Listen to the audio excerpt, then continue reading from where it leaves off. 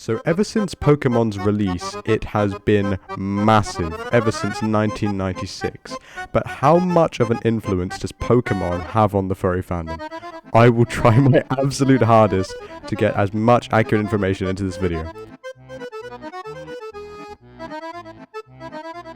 So, as previously mentioned, the first Pokemon game was released in 1996, which is a little bit after the first furry convention which was ever recorded, Conference, in 1989, so there could have been some influence from the fandom, but it's kind of unlikely because they were in Japan.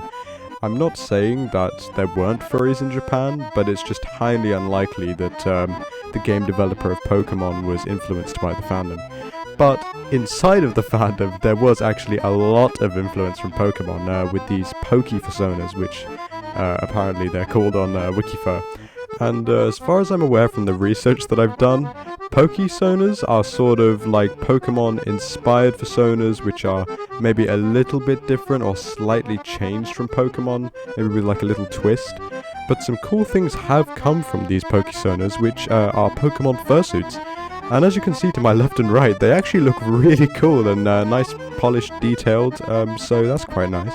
But from the creators of these Pokesonas, or just generally lovers of Pokemon in the furry fandom, a lot of Pokemon art, short stories, cartoons, comics, have definitely been quite popular within the fandom, and you can find them pretty much anywhere on any sort of furry social media.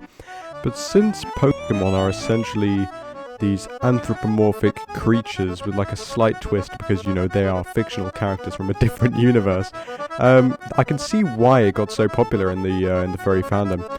But since the Pokemon community is very large and inclusive to the people who love Pokemon, it's kind of caused a lot of furries who like Pokemon to be brought into the community, which has spread the furry fandom's influence to people who may also be interested in anthropomorphic animals. So you could sort of describe this as like an open border between both communities, and there's been a lot of acceptance as far as I'm aware. Since this leeway exists, and we can call it sort of like an open border, there's actually been a lot of people who found the furry fandom through the Pokemon community, which is why there are so many people who are interested in Pokemon in the furry fandom, why you can find it pretty much anywhere.